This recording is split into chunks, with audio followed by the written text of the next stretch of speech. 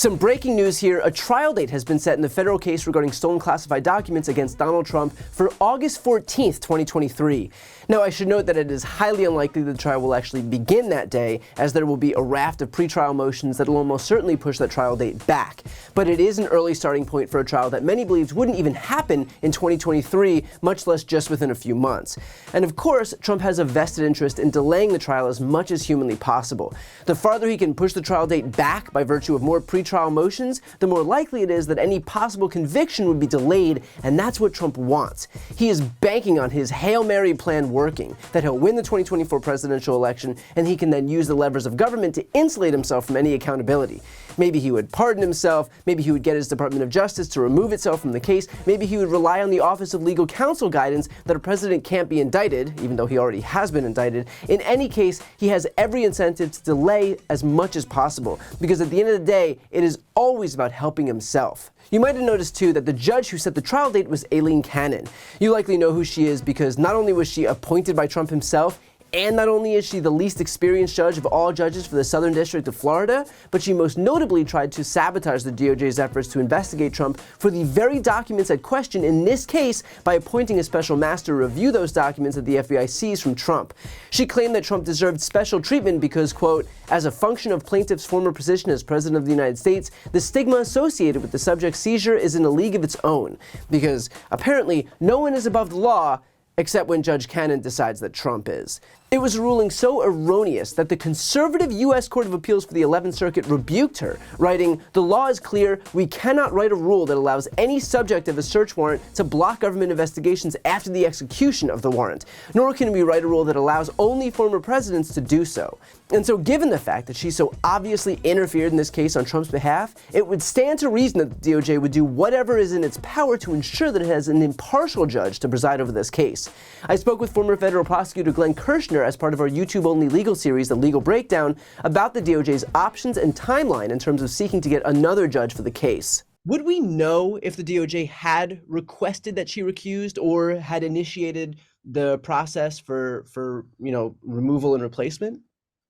I think the answer is yes, we would know if Jack Smith, the special counsel in the case, had filed a motion seeking to disqualify her under the applicable federal law. For those people who may be scoring at home, it's 28 United States Code section 455, which says a judge must disqualify themselves, the word is shall, disqualify themselves in any proceeding where anyone could reasonably question their impartiality. So Jack Smith presumably would have filed a public-facing motion seeking to have her recuse herself and asking for a hearing on the recusal motion.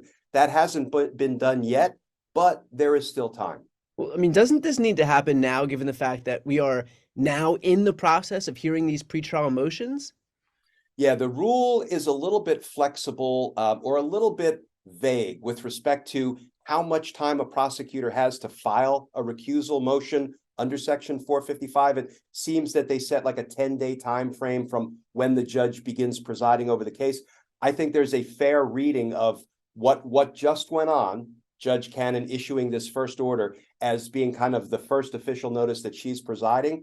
So application of that rule would say, okay, Jack, you got 10 days, you're up. And I think it's too important in a case like this for special counsel Jack Smith not to file that motion and fight that battle. And yet, given the fact that Judge Cannon is nonetheless moving forward with scheduling and coordinating pretrial motions, certainly does suggest that she has every intention of presiding over this case. With that said, we should know soon whether or not the Justice Department will ask her to recuse herself from this case, or if she denies that request, if they'll take steps to have her removed and replaced by appealing to the same appellate court that had ruled previously that she interfered in the case. In terms of voluntary recusal, I wouldn't exactly hold my breath though, because if she was lacking in integrity enough to have interfered in the case on Trump's behalf to begin with, then it is highly unlikely that she'll have enough integrity to actually recognize her bias and recuse herself from the case now. If she had that integrity, we wouldn't be in this situation in the first place, and yet, here we are. In fact, in that same conversation, Glenn laid out 3 reasons why Judge Cannon should absolutely not be able to preside over this case. There are, I think, 3 problems, 3 enormous concerns with Judge Cannon continuing to preside over this criminal case.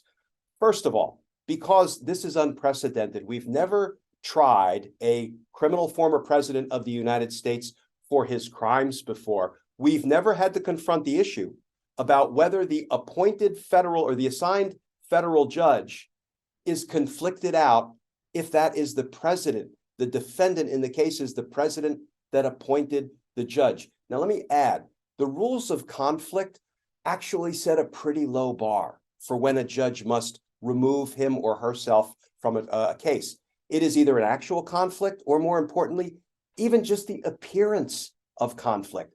And when the defendant in the case, Donald Trump, is the one who gave this judge her job, a prestigious job, a lucrative job, a lifetime job. Federal judges have life tenure. It seems to me there is at least the appearance of conflict, and it's something that I think needs to be hashed out and should be litigated. That's problem number one. Problem number two, she doesn't have the experience. She has almost no federal judicial experience. I think the reporting is she's had a total of about 4 trials, and they were short, bite-sized trials, 2, 3, 4 days, a gun case, a drug case. You know, she is a brand new, inexperienced green judge. And you really don't want to be cutting your judicial teeth on what is the most consequential prosecution in our nation's history. You know, I've used the analogy, Brian, if you have a brand new doctor, just graduated medical school, you know, did their residency, passed their boards, and they've treated 2 or 3 patients, maybe for scraped knees, and then you take that doctor and throw him or her into the operating room to perform complex brain surgery. Yeah. That ain't going to end well for the patient, and the patient is justice in this instance. Judge Aileen Cannon presiding over this prosecution ain't going to end well for justice. And then the third problem is the federal law requiring disqualification. That's a whole lot of problems with Cannon presiding over this case. Now, with that said, let me add this. Doom and gloom aside, this is still a case where Donald Trump is in a world of trouble. There is an avalanche of evidence against him, most notably evidence from his own attorneys and from Donald Trump himself, that makes it next to impossible for him to have any viable defense here. Remember, Trump's own attorney, Evan Corcoran, had testified that Trump knowingly misled him about the location of the documents that were requested by law enforcement, which are now being used by Jack Smith. And the only reason that Jack Smith has those notes and testimony is because a federal judge ruled that attorney-client privilege did not apply to their interactions because of the crime fraud exception, which is a provision that allows prosecutors to work around attorney-client privilege if it becomes clear that a crime was being committed. So right there, we already have evidence of a crime thanks to Trump's own lawyer. And beyond that, there's an audio recording of Donald Trump himself saying, quote, in July 2021 at Trump National Golf Club in Bedminster, New Jersey, during an audio recorded meeting with a writer, a publisher, and 2 members of his staff, none of whom possessed a security clearance, Trump showed and described a plan of attack that Trump said was prepared for him by the Department of Defense and a senior military official. Trump told the individuals that the plan was, quote, highly confidential and secret. Trump also said, quote, as president, I could have declassified it, and now I can't, you know, but this is still a secret. So if there was any doubt about Trump's awareness that what he was doing was a crime, all you have to do is listen to Trump himself making it clear that he does.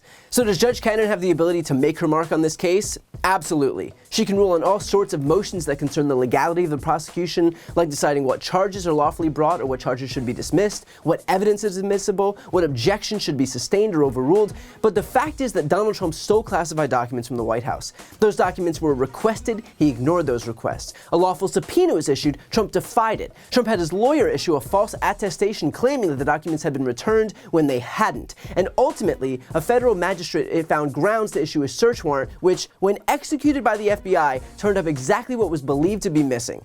We know about Trump having boxes moved. We know about dress rehearsals preparing for the FBI's arrival. We know about Trump admitting he was in possession of still classified documents and then sharing the contents of those classified documents with unauthorized personnel. So while there's certainly reason to be concerned if it seems like a corrupt judge is overseeing this case, let's not forget that the case itself presents some monumental challenges for Donald Trump, regardless of what lackeys he might have working on his behalf. And of course, if you want to stay on top of legal news as soon as it breaks, make sure to subscribe to this channel for videos like this one, as well as my legal breakdown series with Glenn Kirshner. In the meantime, it looks like we'll see some movement much quicker than we expected, as the first criminal prosecution of a former US president is soon to get underway. Before you go, I need some help. Please subscribe to the channel and do your part to help grow the progressive media ecosystem. I don't do sponsorships or paid ads, I won't ask for money, but just subscribing to this channel goes a really long way, and it helps get the message out to more people. The subscribe button is right here on the screen. You can also subscribe to my Spanish language channel, which I made to reach those crucial Spanish-speaking voters. That link is on the screen too. And finally, if you want to listen to my audio podcast, you can follow that link as well. Thanks so much for watching.